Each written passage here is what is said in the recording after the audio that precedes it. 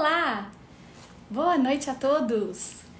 Estou iniciando hoje, agora, mais uma live do Dueto de Fonos. Esse mês comemoramos amanhã. Olá, Isabela, seja bem-vinda! Comemoramos o Dia da Fonoaudiologia, dia 9 de dezembro. E eu estou muito feliz com essa comemoração.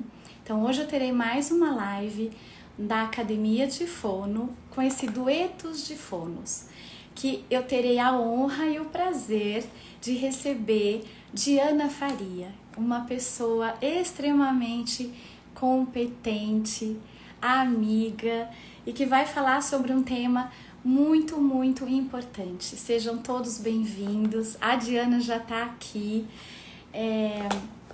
e eu já vou mandar o convitinho para ela, para a gente já começar o nosso bate-papo tão gostoso sobre processamento auditivo. O tema da nossa live é saber sobre o processamento auditivo. Ele é importante. Olá! Ai, que gostoso! Que delícia estar aqui, Evelyn. Ai, Diana, olha, que alegria estar com você aqui. Muito obrigada. Você não tem ideia do tamanho da minha felicidade em receber você aqui. Eu fiquei tão feliz, né? Esse ano foi um ano desafiador para todas nós, fonoaudiólogas. Amanhã é a dia do fonoaudiólogo. E aí eu preparei essa semana e a semana que vem de lives assim com pessoas muito especiais como você, que além de ter esse coração assim rico em aceitar o meu convite, eu sei que a sua agenda é lotada, cheia de compromissos, mas você conseguiu achar esse tempinho para conversar um pouquinho com a gente. Mas muito obrigada, viu? Você nem imagina, porque eu fui sua aluna no GEPAT. Fui aluna da Letícia, de fonoaudiólogos, né, como você, que me ensinaram tanto sobre o processamento. E a ideia do dueto de fonos nasceu desse desejo de gratidão à fonoaudiologia, mas do desejo de compartilhar, né? Eu vi que esse ano foi um ano que todo mundo se uniu. E eu falei, eu preciso trazer as minhas referências, as pessoas que me ensinaram. Então, muito obrigada por esse momento. Imagina, eu que agradeço, né, o seu carinho sempre. Assim, você é uma pessoa que é muito firme, né, no propósito de estar sempre atualizada, de estar sempre contribuindo, estar sempre participando de tudo. Então, assim, eu só tenho a te agradecer pelo convite. E essa questão de tempo, né, realmente a agenda é lotada. Mas o tempo, na verdade, é a gente que determina. Quando a gente dá prioridade, né, para aquilo que é importante para o nosso coração, o tempo se toma. Ai, você falou tudo! Verdade! Né? Porque eu digo assim, eu trabalho tanto, tenho algumas necessidades familiares, que todo mundo já sabe, e hoje foi um dia que eu trabalhei até agora, às 6h30, mas é tão gostoso fazer essa live. As minhas amigas falam, Eliane, você vai ter live a semana inteira? Eu falo, gente, encontrar com você, com todas as pessoas, é tão prazeroso que eu não vejo passar o tempo. Não, é isso mesmo. E é engraçado porque o tempo, teoricamente, ele tem aí 24 horas. Mas eu não sei, eu tenho a impressão de que tem mais horas. Ô, Diana, então, olha, muita gratidão de você ter acreditado na minha ideia, no meu idealismo. Eu confio que todas as convidadas estão de mão dadas comigo e acreditando nisso. Então, é óbvio que Diana Faria dispensa apresentação. As nossas amigas fonoaudiólogas, tem grandes fonoaudiólogas aqui entrando.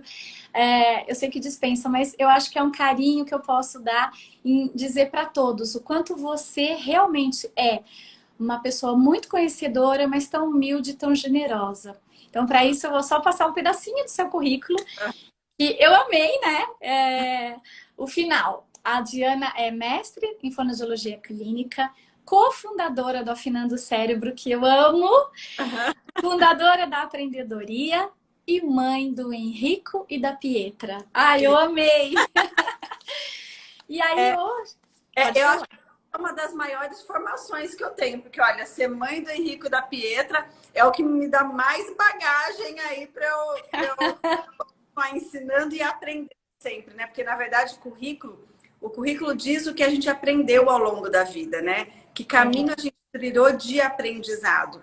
E, assim, ser mãe, né, é uma possibilidade que a gente tem, né? Ser pai, ser mãe, ser tia, ser avó, ser, né? Cuidar das pessoas é uma possibilidade que a gente tem de muito desenvolvimento pessoal, muito aprendizado, né? Então, então no meu currículo. Olha, a gente começou e a Sônia Rodrigues colocou assim: Diana foi uma das melhores pessoas que conheci neste ano de 2020. E eu vou completar para você que eu conheço a Diana há mais de quase 10 anos, fui aluna dela e ela realmente é uma das melhores pessoas mesmo que eu já conheci em generosidade, em ensinar, em passar o que sabe, em dizer onde encontrar, onde procurar. Então, assim, realmente ela é muito especial. E aí, e aí, Diana, eu acho que a gente podia começar falando um pouco sobre esse tema, né?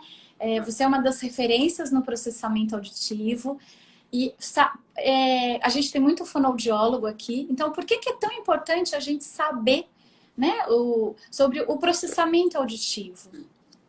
Eu acho assim que algumas pessoas elas acabam falando assim, ah, não, eu não preciso me especializar em processamento auditivo, eu não preciso saber, eu não preciso estudar. Ah, não, processamento auditivo eu não atuo.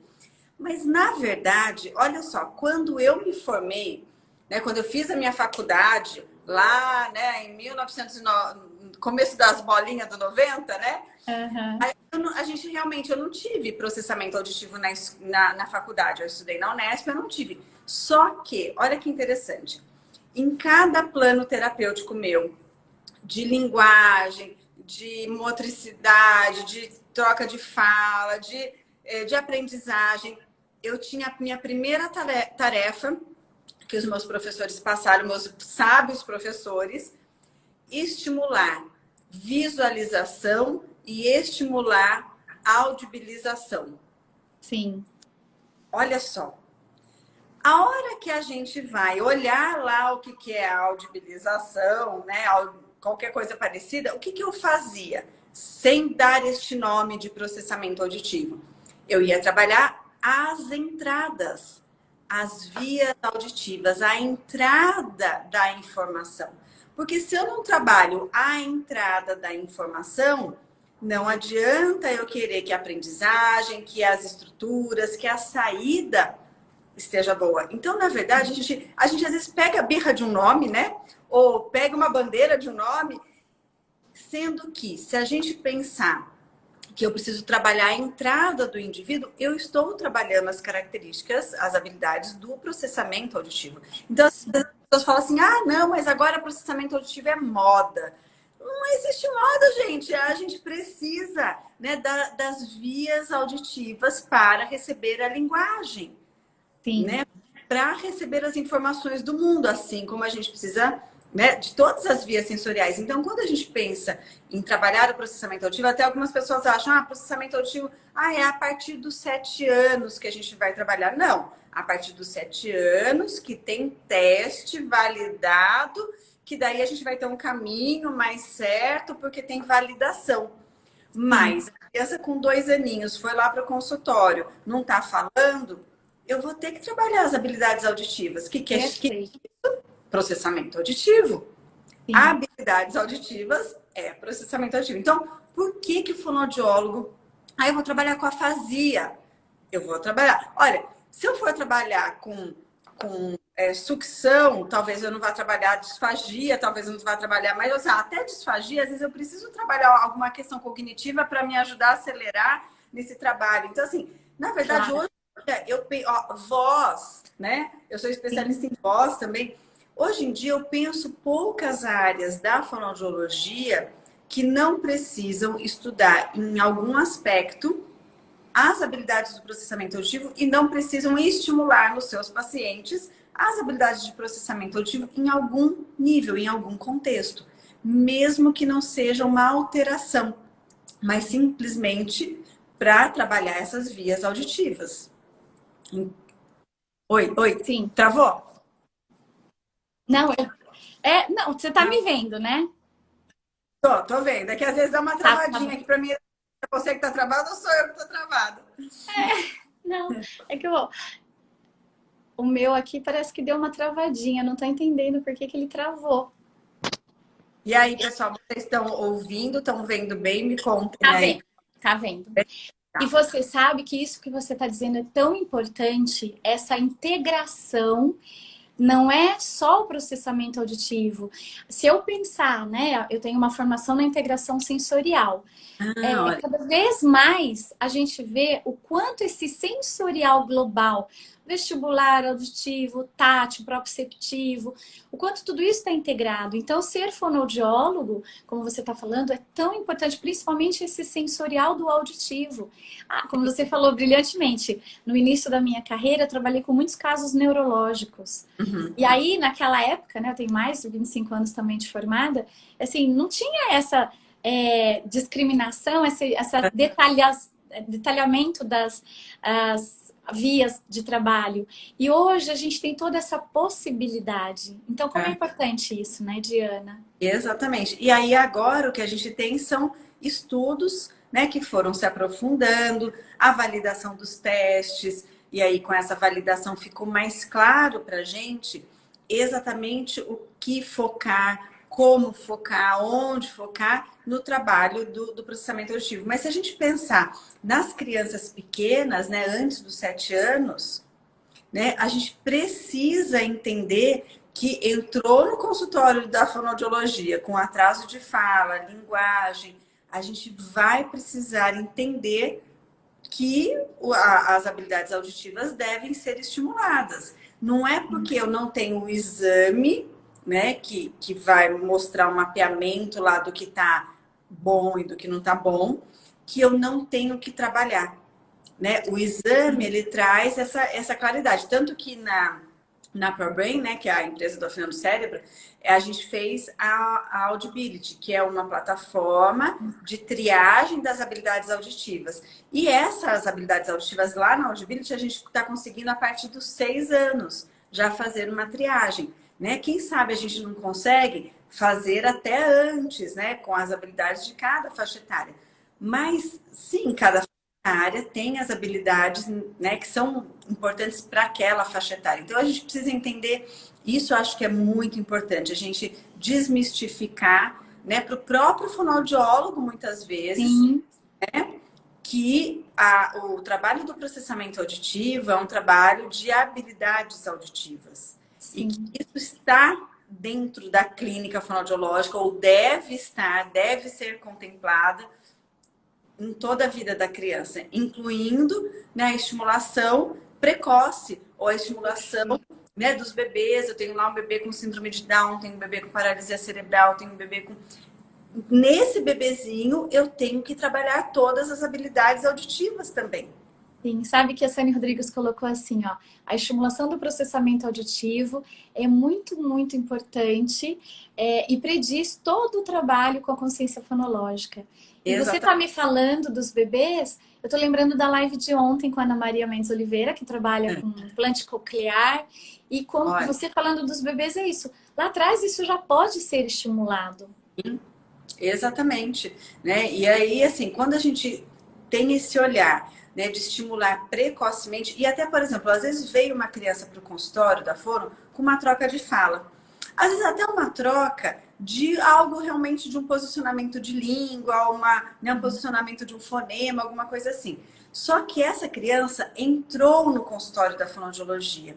Se o fonoaudiólogo, né, tem esta visão da importância, né, como o Santiago falou aí, da importância desse trabalho precoce, né, das habilidades auditivas, que vão, né, ser importantes para a consciência fonológica, que vai ser importante para a alfabetização, se a gente pega essa criança lá com 3, 4, 5 anos, que a gente está trabalhando a fala, a gente já estimula esse processamento auditivo, porque as habilidades auditivas, porque essa criança está lá tendo uma oportunidade única de estar com a gente ali, que somos profissionais que tem essa visão toda. Eu vou e faço esse trabalho de estimulação. Olha o ganho que eu posso ter na vida dessa criança. Eu posso minimizar o impacto de um problema de alfabetização. Eu posso prevenir, eu posso modificar a história de vida dessa criança que teria um problema na alfabetização. Então, eu acho assim que quando a gente entende a importância disso no cérebro e para o desenvolvimento dessa criança na vida futura, a gente não deixa escapar a oportunidade de estimular essa criança ali, quando chegou até a gente. Perfeito, Diana. Acho tão lindo você falar tudo isso, porque a gente que é um pouquinho mais velha, a gente vê que as fonos mais jovens, elas precisam fazer esse raciocínio clínico, porque isso é um raciocínio clínico, né? E é muito legal porque hoje nós temos muito mais exames, testes, como você falou, respeitados, padronizados, validados. A gente tem equipamentos para isso, a gente tem fonoaudiólogos como você e toda a sua equipe especializada nisso. Então vamos pedir, vamos fazer, vamos pensar, vamos ter esse raciocínio clínico. Porque é fantástico isso que você está falando. Se a gente deixa de pensar no global e nas coisas que podem interferir, a gente deixa de agir, né? Se essa criança veio por uma troca do sh, j, se ele não discrimina isso, eu vou ficar matando essa criança e ela não vai fazer sh, j, né? E às vezes, né, quantos colegas nossos, né, não acabam pecando? Por exemplo, a criança troca na escrita. Né? E aí é legal também para as escolas saberem isso, né? Os coordenadores saberem disso. Essas trocas, né, desses pares surdos sonoros, se a gente só foca o nosso trabalho na escrita e não vai lá e investiga toda essa questão do processamento auditivo, trabalha as habilidades de resolução temporal, de discriminação, de ordenação temporal, essa criança, a gente fica, como você falou, a gente massacra ela ali de treino e não é a evolução dela. Isso. Eu sempre penso, Diana, assim, eu sempre digo para os pais, o meu foco principal é a minha criança. Eu defendo ela, eu falo, eu sou a leoa, né? Defendo que nem filho, que nem Henrique e Pietra, que nem Isabela e Arthur, meus filhos. Porque às vezes a gente está exigindo dessa criança o que ela ainda não pode dar. Exato. E isso a gente tem que informar, a gente tem que pesquisar, investigar e informar essa família. Porque a criança sofre. Né? Você está falando de resolução, eu estou pensando, você está falando, eu estou pensando em tudo aqui. E aí pensei, prosódia. Hoje não se trabalha mais essa coisa de ditos populares com a criança. Eu já falei para uma criança assim, menino, põe essa barba de molho. Eu não tenho barba, tia. Então, é ficar atento e mostrar para os pais qual a relação do processamento com isso. Para as escolas, você falou das escolas brilhantemente, porque muitas vezes os superiores da escola falam, agora tudo é moda, tudo é processamento. Não, o processamento é necessário, ele é importante. E essa live tem esse propósito de dizer isso.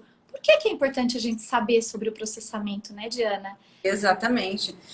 E assim, permeando todas as profissões que trabalham com as crianças, né? É importante, por exemplo, dentro da psicologia.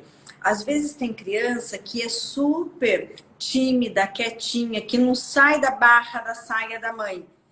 E a gente vai pensar em primeiro momento, lógico, numa terapia psicológica. A criança é imatura, a criança não é independente, ela depende muito, ela vai numa festa, fica grudadinha na mãe, ela não se relaciona com os amigos.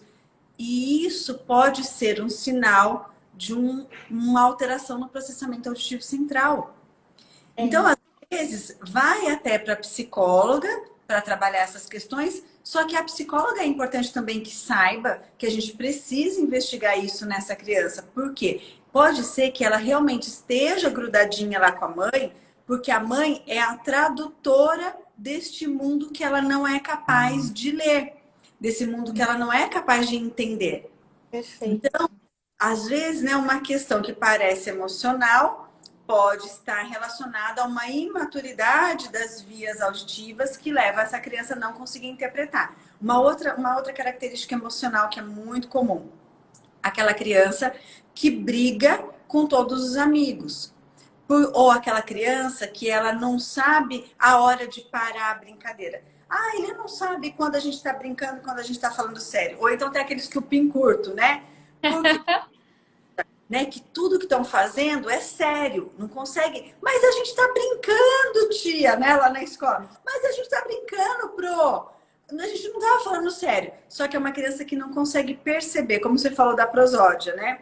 Não consegue perceber a entonação da curva melódica de quando eu estou falando sério ou de quando eu estou brincando. Sim. Então, se eu falar assim, sei lá, nossa, que legal, né? Sim. Aí ela não consegue perceber que o legal não é tão legal assim, né? É que saco, né? Porque ela não consegue ter essa percepção dessa curva melódica. Então, acontece que ela não interpreta aquilo que o outro traz. Então, olha só que detalhe que a gente precisa ficar atento para não encaminhar, às vezes, só para psicologia e deixar de desenvolver essa criança naquilo que ela precisa, como você falou, né? Às vezes a gente está exigindo da criança algo que ela ainda não é capaz de dar. É perfeito isso. E eu ia até você ler meus pensamentos, porque eu ia te pedir isso, de você falar um pouquinho desses sinais e sintomas. Porque eu escuto muito dos pais, assim, mas isso parece tão bobo, mas não é. Mas, como você falou lá atrás, no começo da nossa live, o quanto isso é predisposição, é pré-requisito para o aprendizado de leitura escrita. Eu fiz a live com a Simone Capellini. A Simone falou muito sobre essa questão do vocabulário, né? E assim, essa audibilização é tão importante para a criança, conversar com essa criança. E isso que você falou desses sinais tão importantes que, às vezes, equivocadamente, ela é encaminhada para a psicologia, que pode sim haver necessidade, sim, mas porque também não investigar um pouco mais e ver o processamento. Exatamente. E até o que você falou de vocabulário é muito interessante, né? Porque como que a gente vai adquirindo vocabulário? A gente escuta uma palavra, aí a gente relaciona aquela palavra àquele contexto que a gente está vivendo. Depois a gente escuta de novo essa palavra num outro contexto, e aí a gente vai, então, né, colocando, é como se fosse imprimindo no nosso cérebro aquela palavra inúmeras vezes, que a gente escuta da mesma forma, e imprimindo diversos contextos que aquela palavra representa, que ela pode ser usada, que ela pode ser empregada, né? Então, é isso que acontece para a gente adquirir um vocabulário. A gente tem que ter a experiência, tem que ter a exposição ali do contexto, e aquela palavra ser repetida várias vezes, e aquele vocabulário vai ficando sedimentado e fácil de eu acessar. Ótimo. Só que se a criança tem um transtorno de processamento auditivo e assim, essa palavra nunca vem tão clara, né? Às vezes ela vem, mas ela vem no contexto de uma outra frase, ela vem no meio de um ruído, ela vem. Então, se a criança não tem um bom processamento auditivo, ela perde muitas vezes essas inúmeras vezes que a palavra aparece, com essas inúmeras representações. Ela também não está entendendo direito o contexto, então ela não consegue empregar naquela palavra. Então, é aquela criança que às vezes fala uma palavra que não é daquele contexto. Ela entrega aquela palavra num contexto que você fala, nossa, mas da onde que tirou que essa palavra é aqui? Ou então fica com aquele vocabulário só que a gente chama de empobrecido, né? Aquele vocabulário restrito a só aquelas palavras que ela escuta mais frequentemente. Então, às vezes, essa questão de um vocabulário mais restrito está relacionado a uma alteração de processamento auditivo central. Então, é um outro, né? É um outro sinal de alerta. Não é que tudo, né? Às vezes as pessoas falam, mas Diana, para você tudo é processamento auditivo. Processamento auditivo, mas a via de entrada faz uma diferença nesse kit. Sim. Se eu deixo de olhar essa via de entrada, eu posso estar falhando em entender que kit é esse de coisas que eu preciso estimular nessa criança. Sim. A Anne Forte colocou, que impacto na alfabetização? Tudo isso que a gente está falando, né? Exatamente. E aí, se eu, por exemplo, se eu não consigo perceber claramente todos os pedaços que compõem uma palavra, e é interessante porque o meu processamento auditivo, ele tem essa habilidade. Por exemplo, quando eu escuto uma palavra compridona, grandona, né? O meu cérebro é capaz de quase que lentificar aquela palavra dentro de mim para que eu possa perceber cada som que existe dentro dela. Quando eu vou escrever, por exemplo, o cérebro é capaz disso, de fazer um processamento de ir pro micro, né, daquela palavra macro. Então, se eu não tenho essa habilidade, se me falta essa habilidade, a criança entende essa palavra como um bloco. e ela não vai ter condição de perceber cada som que está ali dentro, que é o que a gente acaba trabalhando na consciência fonológica, né? Cada som que está ali dentro, para depois ela fazer essa correspondência entre som e letra, que também é necessário. Ah, mas só isso é necessário para alfabetizar, para, né, uma criança se alfabetizar? Não, Não. mas isso também é necessário, Sim. né? Se a gente olhar para isso, a gente está falhando. Sim, porque se a gente está falando, a gente fala no global, mas para pensar como direcionar isso, eu tenho que pensar nesse específico. Exatamente, exatamente. E uma coisa que eu acho que é importante a gente pensar, assim, tem algo que até antes do processamento auditivo central, que é a avaliação do ouvido mesmo, a avaliação auditiva. Então, quando a gente pensa numa criança que está em fase de alfabetização ou em fase de desenvolvimento de linguagem, o quanto é importante a gente seguir um protocolo de uma avaliação auditiva básica, porque às vezes a criança está tendo uma alteração e está levando uma alteração de transtorno de processamento auditivo central porque tem uma rolha de cera que é persistente, porque tem infecção de vias aéreas superiores, então está cheio de secreção, porque, por exemplo, tem uma otite que não dói, né? Aí a nossa querida Letícia lá com o trabalho dela. Lindo! Eu ia falar agora. Mostrou, provou que realmente aquelas crianças que tiveram alteração, né, de otite, tiveram infecções de ouvido na primeira infância, elas realmente tiveram um transtorno de processamento auditivo central depois. Então, olha como é importante a gente ter essa responsabilidade, né, de encaminhar as nossas crianças para avaliação auditiva constante. Porque às vezes a mãe fala assim, ah, não, mas ele já fez a avaliação auditiva. Mas fez há 6 meses atrás, há 1 ano. Sim. E aí, hoje, aquela audição... Ah, não, fez quando? Ah, lá no teste da orelhinha, né? E aquela 4, 5 anos já.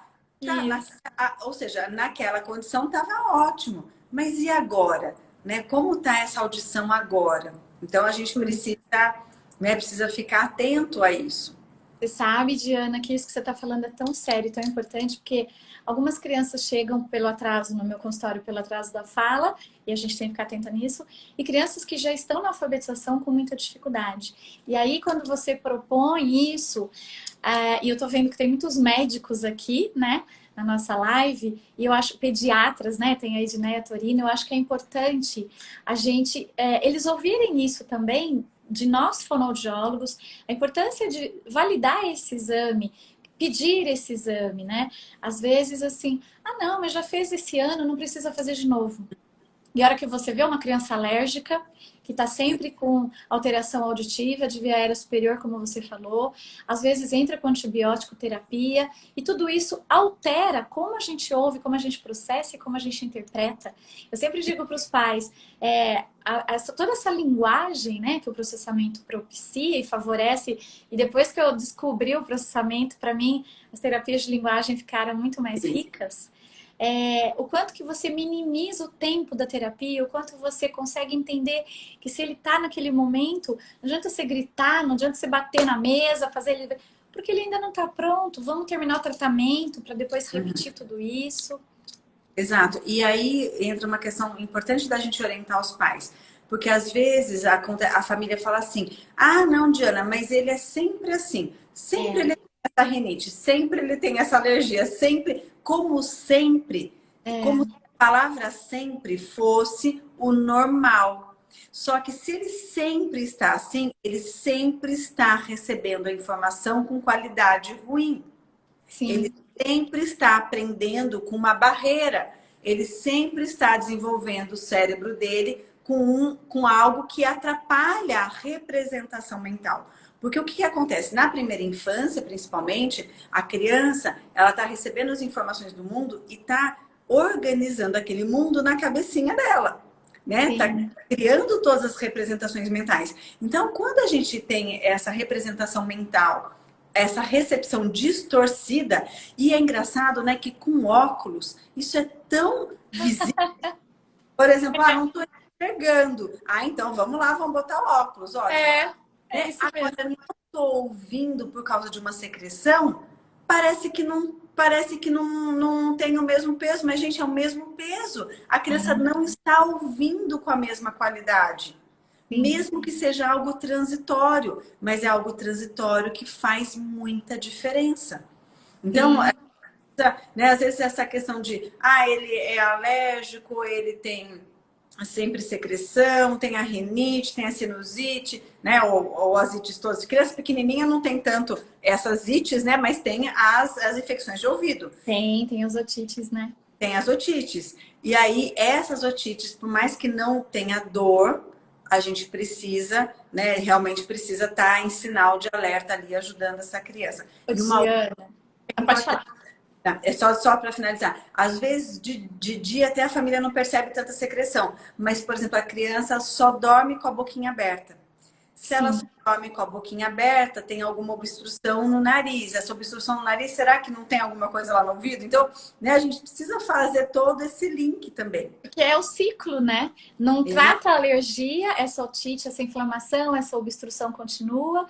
Eu entendo pola em vez de bola, né? E aí a coisa vai. Isso, às vezes, muitas vezes, a criança, como você falou, a criança mais tímida, criança que fala menos, que às vezes também tem uma família que fala menos, que conversa menos. Aí, na hora que tá lá na escola, na alfabetização, é chamado pela escola, olha, tá trocando, olha, tá. Às vezes a criança já tá com 7, 8 anos, né? Isso. O Diana, seu amigo, colocou uma coisa linda aqui. Ele colocou: seria muito importante se todas as escolas de educação infantil colocassem em prática todo esse processo de estimulação precoce, não deixando apenas quando a criança está em processo de alfabetização.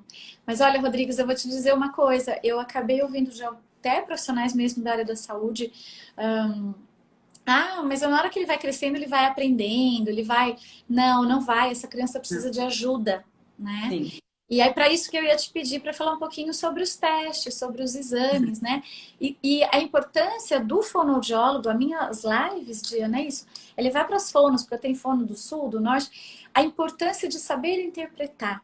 Ontem, falando sobre próteses auditivas, como interpretar um bero, uma autoemissão, e o processamento auditivo também. Não basta você pegar o teste, deu alterado isso, e fazer Isso. um Ctrl+C, um Ctrl+V, porque cada criança é uma, cada família é uma, a estimulação tem que ser específica, dirigida para aquela criança. Então, eu queria que você falasse um pouquinho disso também. Ótimo. Então, assim, lembrando que a gente tem validação dos testes de processamento auditivo, então, a partir dos 7 anos, tem alguns testes que a gente pode aplicar aos 6 anos, mas a maior parte da bateria de testes é a partir dos 7 anos. Mas, fazendo de novo aquela ressalva, né, que eu gosto sempre de fazer, que não significa que é a partir dos 7 anos que eu vou estimular o processamento auditivo. Eu tenho que pensar em estimular o processamento auditivo e encaminhar essa criança, né, para o fonoaudiólogo desde que ela é pequenininha. Então, com 2 anos, eu já tenho palavras que a criança tem que falar, frases que a criança tem que falar. Eu tenho um desenvolvimento todo, né, pensando na escola, no pediatra, né, que vai ter contato com essa criança. Eu não vou pensar, quando a gente fala esses números, né, eu sempre fico preocupada da gente ser bem claro em relação a isso. Né? A estimulação ela vai ocorrer desde sempre.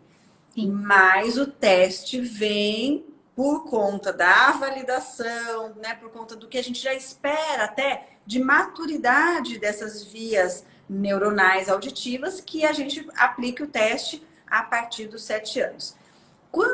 Eu também sinto isso que você falou, Eliane, infelizmente tem pessoas que até entendem a importância de encaminhar para o exame do processamento auditivo. Mas quando vem o teste né, de volta, ela fala, legal, deu alterado. Pega aquele teste e anexa no prontuário. Sim. E aí o teste fica lá. E continuo fazendo a minha terapia do jeito que eu estava fazendo antes, né? E aí não é isso. O teste, ele vem justamente para clarear quais são as habilidades que a gente tem que investir porque estão alteradas. E aí eu tenho 2 coisas que eu gosto bastante de trazer sempre. Eu tenho uma questão de alteração e tenho uma questão de possibilidades de melhora. Por quê? Os testes, eles são validados numa condição, né, específica que é na clínica escola, a maioria das vezes com uma população que é da escola municipal e estadual, mas que a gente percebe que a exigência numa escola, às vezes particular, ou de uma criança que vai viajar, que lê, que assiste o Netflix, que vai em uma série de lugares, que lê livro desde pequenininho, a exigência é outra. Então, às vezes, aquela criança está até dentro dos parâmetros de normalidade esperado para a faixa etária. Mas está naquela normalidade ali, sabe, assim, exprime a normalidade. A normalidade é 76, ela está com 76, né? 77. Então, é importante que a gente tenha essa visão também, né? Essa criança, às vezes, que tem uma exigência de processar uma informação mais requintada, com mais velocidade, porque ela tem lá 7 aulas, inglês desde o primeiro ano, né, já tem geografia, história, matemática, português, vai viajar, ou seja, ela tem uma carga de estimulação muito alta. Sim. Uma carga de exigência da escola super alta. E o processamento auditivo deu o normal ali do limite. Às vezes até acontece assim, ah não, só deu uma habilidade alterada. Sim. Só deu uma é o que está fazendo falta para ela ter um bom desempenho. Ainda mais se ela estiver no nível de exigência e numa situação de estimulação, porque o processamento auditivo, ele é, vamos falar assim, estimulável, né? Ele é desenvolvido. A gente pode, cada um de nós pode melhorar o próprio processamento auditivo. Eu sou boa? Ah, posso ficar muito melhor. E posso ficar muito melhor. Eu posso refinar, né, o meu processamento. Tanto em termos de qualidade, quanto em termos de velocidade de processar. Porque eu tenho aquela criança, às vezes, que ela até faz tudo bonitinho, mas ela precisa de mais tempo para tudo isso. Sim. É aquela criança que na aula particular, ela dá conta. Mas quando entra na velocidade do contexto da escola, ela não consegue, porque ela processa mais lentamente. Se é um filme que as cenas acontecem de uma maneira lenta, ela dá conta. Mas se é aquele filme que acontece um monte de coisa seguida da outra, ela boia. Ela perde, é verdade. Né? E ela vira para a mãe e fala, viu, mas por que ele está fazendo isso? E ela não entendeu que aquele é o vilão, por exemplo. Sim. Ela perdeu isso, né? Ela não consegue ler todas as situações. Então, a gente precisa entender que, às vezes, quando está ali no exame, o básico, por isso que é importante também que o exame venha sempre com a normalidade e com a taxa de normalidade daquele teste para aquela faixa etária e o que a criança desempenhou. A gente fala criança, né, Eliane? Mas é criança, adolescente, adulto. Adulto, isso. E idoso, né? Então, assim, porque a hora que a gente vai olhar ali a normalidade de cada teste, a gente tem que ter esse olhar de que não é só o normal. Eu tenho que entender qual é a exigência que esse indivíduo está sendo exposto, para também entender se essa reguinha do normal ali é o suficiente para a vida dele. Porque às vezes a gente fala, não, mas está normal, então não precisa trabalhar o processamento auditivo. Não. A exigência, às vezes, não é suficiente para aquilo que ele precisa. Uma habilidade alterada é importante, porque é essa habilidade que talvez esteja impactando dele, né? Dificultando a compreensão da comunicação dele. Então, a gente tem que olhar nesse sentido também quando a gente pega o exame. E quando a gente pega o exame, a gente tem um mapeamento ali de tudo que a gente tem que estimular. E aí tem que estimular. Sim. Você sabe que eu digo sempre o quanto é importante interpretar. A gente sabe que cada instituto... Eu mesma, quando eu comecei lá, mais de 25 anos atrás, eu queria muito trabalhar com prótese auditiva, né? Por isso eu conheço a Ana Maria há mais de 20 anos. Queria trabalhar com isso. E eu me encantei pelo processamento auditivo, porque nesse viés todo eu não fui para a área da áudio, nem para prótese, fui para linguagem, depois, né, linguagem e neurologia, hoje eu estou também na alergia, né? Então eu digo assim, o quanto esse raciocínio clínico é importante, porque eu acabei vendo com essa experiência toda, que você também sabe, o quanto que a clínica, ela é soberana. né? Eu lembro muito bem de uma criança neurológica que eu tinha, que foi minha, que foi solicitado pelo neurologista para apresentar no congresso. E se você olhasse a ressonância dela, você falava assim, nossa, é vegetativa. E não Olha, é. Então, essa interpretação tá. do exame, esse raciocínio clínico é interessante para não ficar arquivado, não ficar lá. Ai, qual mesmo a habilidade que eu tenho que trabalhar com essa criança? E Tem aí, ali na sua frente, né? exatamente. E saber essa resposta, e até pelo que foi colocado aqui anteriormente, Rodrigues, acho que alguma coisa que ele colocou que eu achei também muito interessante. Nossa, quanta gente colocando coisa boa aqui, não dá tempo. Ele colocou, seria muito importante. Não, ele colocou isso depois. Ele colocou alguma coisa da alfabetização. A parceria fundamental entre educação e fonoaudiologia. Sucesso na alfabetização das crianças. Porque é óbvio, a criança está na alfabetização, você tem que ver a acuidade visual, a acuidade auditiva, o processamento, porque tudo isso é isso que ele falou. Esse é o sucesso da alfabetização. E quando a gente fala, que eu pedi para você falar sobre os testes, é importante também para que as pessoas entendam que o que você falou é brilhante, do desenvolvimento infantil. Assim como o desenvolvimento motor. Eu só vou trabalhar uma criança sabendo se ela sustenta pescoço, tronco, apoio de pé para começar a andar, se eu estudar sobre isso. Não adianta ninguém ficar me dando receita. Aham, Na hora que eu exato. receber essa criança e receber esse documento, porque o exame do processamento é um documento, o que eu vou explicar para essa família? Né? Eu, por exemplo, fiz toda a formação com você, com outras pessoas. Quando eu recebo, eu olho aquele resultado, eu olho aquela família, eu olho aquela criança, eu falo com o otorrino e todo mundo, assim como eu aprendi na alergia. Ninguém faz Aham, nada sozinho. Eu preciso do exato. gastro, eu preciso do pediatra, eu preciso do alergista, da psicóloga, da nutricionista e no processamento também, né? Sim. E assim, a gente tem que ajudar a família a compreender que aquelas características que ela vê na criança, que já estão marcadas, né? Como a criança é Tem. desatenta, ou a criança é distraída, ou a criança não entende o que eu falo, ou a criança É bagunceiro, é bagunceira, né? desorganizado. E tudo isso não são necessariamente características da criança, que podem ser modificadas e que podem ser trabalhadas. E uma coisa que é muito legal é que às vezes o pai ou a mãe se enxergam na criança. E eles falam assim: ah, puxou de mim, né? E às vezes de mim é porque o pai ou a mãe também tem uma alteração de processamento auditivo central e traz essa carga genética, mas não significa que eu não tenho como desenvolver, eu não tenho como trabalhar. E eu já tive muitos pais que vieram para a terapia de processamento auditivo depois de identificarem nos filhos e entenderem o que eles passaram a vida inteira. Sim, E vieram para a terapia para poder se desenvolver mesmo depois de adultos, porque a gente tem essa possibilidade de desenvolver o nosso processamento auditivo até idoso, né? perfeito.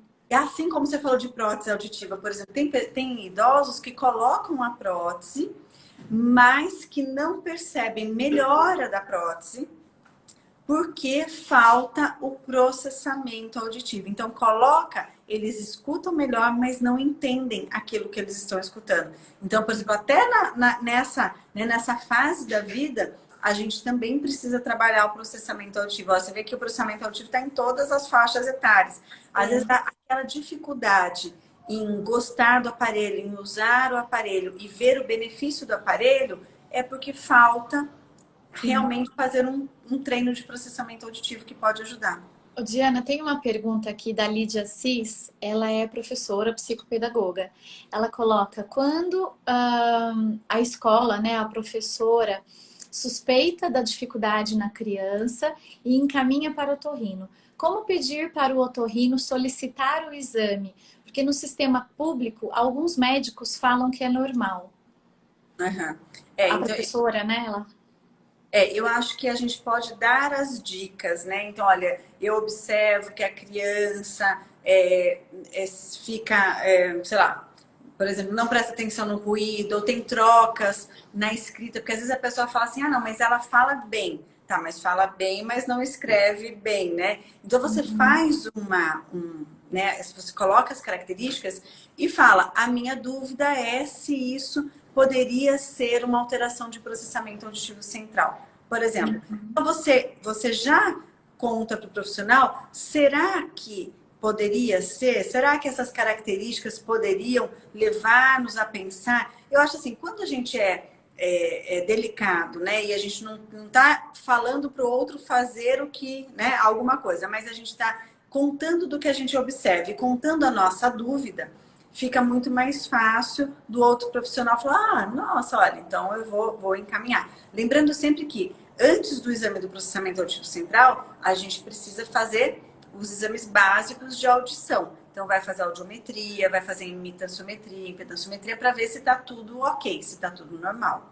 A Lucilene Fone colocou isso. Ela colocou, eu tenho um paciente que primeiro encaminhou o filho e depois identificou que também tinha dificuldade. Isso é legal, é isso que você acabou de falar. Às vezes a criança tem, a mãe também tem, né?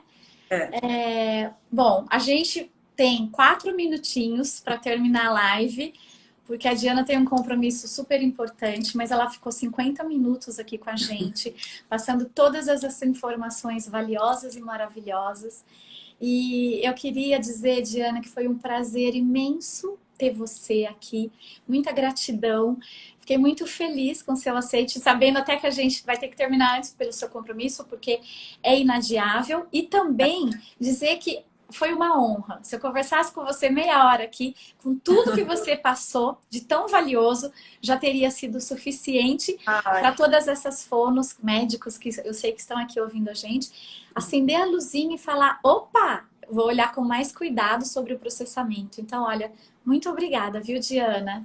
Olha, eu que agradeço. Eu acho que assim, essa série de lives que você está proporcionando é um serviço, né, à população, não só fonoaudiológica, como você vê, a gente tem tantos outros profissionais aqui, e eu acho que esse é o nosso papel, né? Se a gente quantas vezes uma informação pode transformar a vida de uma criança e de uma família. Uma informação na direção correta. Às vezes as pessoas falam assim, ah, eu tenho vergonha, ah, eu não tenho coragem de fazer live, né? Eu não tenho coragem de falar, eu não tenho coragem de fazer vídeo. Às vezes a pessoa fica tão centrada, né, nas vaidades dela mesma que esquece o objetivo principal, que é a gente poder, com a informação que a gente tem, né, que sorte a gente tem essa informação valiosa, cada profissional na sua área, né? Sim. E que a gente pode compartilhar isso e quantas pessoas aqui que não passaram a pensar, nossa, é mesmo, tem fulaninho, nossa, tem o ciclano, nossa, eu não tinha pensado nisso para Beltrano, né? Diana. E a orientação que a gente dê na direção correta muda a história daquela criança. Que lindo, eu tô arrepiada. E é isso, você leu meu coração. Porque quando eu pensei no projeto, né, do dueto de fonos e convidar profissionais de áreas até que eu não atuo, né, como a prótese auditiva, a minha intenção era isso, levar para as outras áreas, né? Tem aqui psicopedagoga, tem professor, tem pediatras. O quanto a nossa profissão é ampla, é vasta. E eu sempre tive um desejo desse compartilhar. Eu não posso fazer uma live sozinha, eu tenho que compartilhar com colegas. Então, essa foi a minha intenção mesmo, de homenagear a fonoaudiologia através de vocês, meus convidados, do quanto eu sou feliz dentro da fonoaudiologia, né? Realizada na minha profissão, com parceiras e com amigas que... Então, assim, eu estou muito honrada, porque vocês todas que aceitaram o meu convite, vocês acreditaram no meu projeto. Então, muito obrigada. E realmente, eu estou recebendo um retorno de todas as profissionais, o quanto realmente, o que você falou, nossa, eu não sabia disso, eu não pensei nisso, ampliar esse olhar. Então, Diana, você, assim, quando eu pensei em processamento auditivo, pensei em você, fui sua aluna, tenho muita gratidão por isso e muito obrigada por essa noite, viu? Obrigada, eu agradeço muito, agradeço mesmo. E eu tenho um carinho muito grande por você. Quando você me chamar, sempre eu vou estar por aqui. Muito obrigada. Aproveito para convidar quem quiser ouvir, né? O Nuno Cobra, o Eric, meu esposo, Eric com CK, _ Loureiro, que é esse compromisso que eu tenho agora. Ele vai fazer uma live com o Nuno Cobra, que eu acho que vai ser também muito imperdível. Eu acho que essa live do seu marido é tão imperdível quanto a minha com você. Então, boa noite a todos que ficaram aqui com a gente, que ouviram todos esses ensinamentos. Muito obrigada por vocês estarem aqui também, junto comigo e com meus convidados. Amanhã tem mais live, temos live a semana inteira, semana que vem. E aproveitem, porque essas lives estão ótimas. Aproveitem, né? Diana, um beijo enorme para você. E olha, muita gratidão, viu? Eu agradeço. Beijo. Boa noite. Tchau, pessoal. Tchau, boa noite.